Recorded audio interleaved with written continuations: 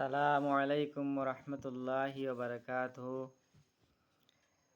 মহানবী হজরত মুহাম্মদ মুস্তফা সাল্লাল্লাহু আলাইহি ওয়াসাল্লামার মহিলাদের সুন্দর জীবন গড়ার লক্ষ্যে কিছু বাণী। নবী করিম সাল্লাল্লাহু আলাইহি ওয়াসাল্লামা বলেছেন, স্ত্রীলোক যখন তার জন্য নির্ধারিত 5 ওয়াক্ত নমাজ পড়ে, রমজান মাসে রোজা রাখে এবং নিজের লজ্জাস্থানের হেফাজত করে ও স্বামীর অনুগত হয়ে চলে, সে বেহেশতের যে দরজা দিয়ে চায় প্রবেশ করিতে পারবে। সুবহানাল্লাহ। অন্য একটি রওয়ায়তে বর্ণিত আছে, নবী করিম সাল্লাল্লাহু আলাইহি ওয়াসাল্লামা বলেছেন, যখন কোনো ব্যক্তি তার স্ত্রীকে তার বিছানায় ডাকে আর সে শরঈ ওজর আপত্তি ছাড়া অস্বীকার করে, এতে স্বামী নারাজ অবস্থায় রাত্রি যাপন করে, তবে ফেরেশতাগণ তাকে ভোর পর্যন্ত অভিশাপ করতে থাকেন। নাউযুবিল্লাহ। অন্য একটি বর্ণনাতে আছে, নবী করিম সাল্লাল্লাহু আলাইহি ওয়াসাল্লামা বলেছেন, যদি আল্লাহ ছাড়া অন্য কাউকে সিজদা করার নির্দেশ দিতাম, তাহলে নারীর প্রতি নির্দেশ দিতাম যেন তারা তাদের স্বামীকে সিজদা করে।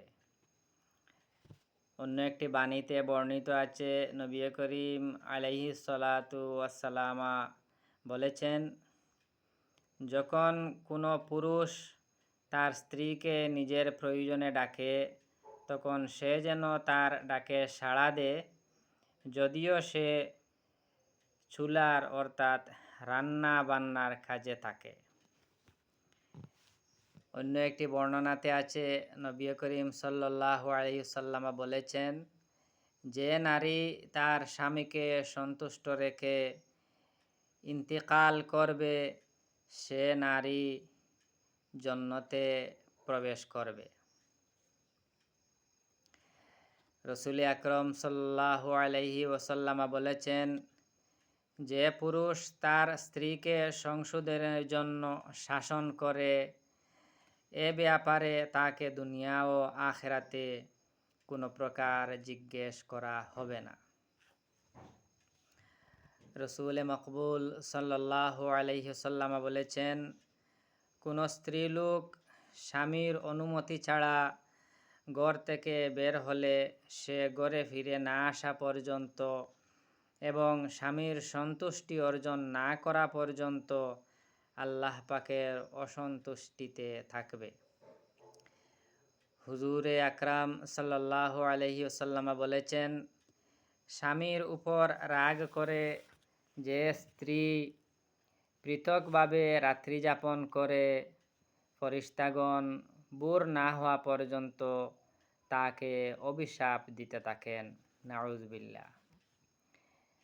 নবী মকবুল সাল্লাল্লাহু আলাইহি ওয়াসাল্লাম বলেছেন, আমি যদি আল্লাহ ছাড়া অপর কাউকেও সিজদা করতে হুকুম দিতাম, তাহলে স্ত্রীকে হুকুম দিতাম যেন সে তার স্বামীকে সিজদা করে। স্বামী যদি তাকে হলুদ রঙের পাহাড় থেকে কালো রঙের পাহাড় এবং কালো রঙের পাহাড় থেকে সাদা রঙের পাহাড় পাথরসমূহ হস্তান্তর করতে বলে, তবে তার এটা করা উচিত, অর্থাৎ শরীয়তসম্মত কোনো ব্যাপারে স্বামীর নাফরমানি করা কবিরা গুনাহ। হুজুরে পাক সাল্লাল্লাহু আলাইহি ওয়াসাল্লাম বলেছেন, 3 ব্যক্তির নামাজ কবুল হয় না এবং তাদের নেকি আকাশের দিকে উঠে না। 1 নম্বর, বিনা কারণে পলাতক গোলাম। 2 নম্বর, যে নারীর উপর তার কোনো সঙ্গত দোষের কারণে স্বামী অসন্তুষ্ট। 3 নম্বর, নেশাখোর ব্যক্তি যতক্ষণ সে নেশা ত্যাগ না করে। একদা ঈদের দিন নবী করিম সাল্লাল্লাহু আলাইহি ওয়াসাল্লাম মহিলাদের কাছে গিয়ে বললেন, তোমরা আল্লাহর রাস্তায় দান খয়রাত করো, কারণ তোমাদের অধিকাংশই আমি দুজখবাসিনী হিসেবে দেখেছি। তখন মহিলারা প্রশ্ন করল, ইয়া রাসূলুল্লাহ, তা কিভাবে? নবী করিম সাল্লাল্লাহু আলাইহি সাল্লাম উত্তর দিলেন, প্রথমত তোমরা বেশি বেশি অভিশাপ দিয়ে থাকো, দ্বিতীয়ত তোমরা স্বামীর নাফরমানি করে থাকো। নাউযুবিল্লাহ।